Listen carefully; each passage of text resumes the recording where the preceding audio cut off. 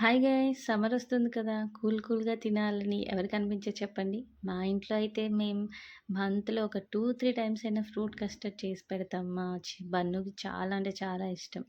Start చేద్దామా? దీనికోసం first stove on చేసి పాన్ పెట్టుకొని, ఒక గ్లాస్ పాలు, 2 గ్లాసెస్ వాటర్ అండ్ ఒక గ్లాస్ షుగర్ వేసుకొని, ఆ పాలు మరిగేలోపు పక్కన ఒక 2 స్పూన్స్ కస్టర్డ్ పౌడర్‌లో కొంచెం వాటర్ వేసుకొని, అది కొంచెం థిక్‌గా అవ్వకుండా, ఉండలు కట్టకుండా కలుపుకొని పక్కన పెట్టుకోవాలి.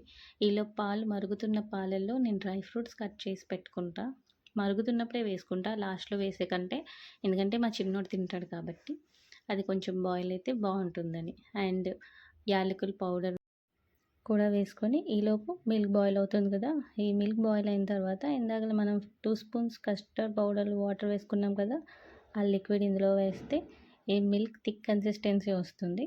కొంచెం కాసేపు ఆగి థిక్ కన్సిస్టెన్సీ వచ్చిన తర్వాత స్టవ్ ఆఫ్ చేసి ఈలోపు మనం అది కూల్ అవ్వాలి. కూల్ అయిన తర్వాత ఫ్రిడ్జ్‌లో పెట్టుకోవాలనమాట. ఇలా ఫ్రూట్స్ అన్ని కట్ చేసి ఉంచుకుంటే హ్యాపీగా సర్వ్ చేసుకోవచ్చు. నేను మా వాడికి ఓన్లీ యాపిల్, బనానా ఇంకా గ్రేప్స్ ఇష్టమని చేస్తున్నా. మీరు పోమోగ్రానేట్ కూడా వేసుకోండి. ఇవి బయట కూల్ అయిన తర్వాత ఒక 1 అవర్ ఫ్రిడ్జ్‌లో పెట్టి తీస్తే కూల్‌గా ఉంటుంది. ఈ సమ్మర్‌లో వేడి వేడిగా ఉంటుంది కదా! బయట తిరిగొచ్చే వాళ్ళకి, మన హస్బెండ్‌కి ఇలా కూల్‌గా రాగానే ఇస్తే వాళ్ళు చాలా హ్యాపీగా సాటిస్ఫై అవుతారు.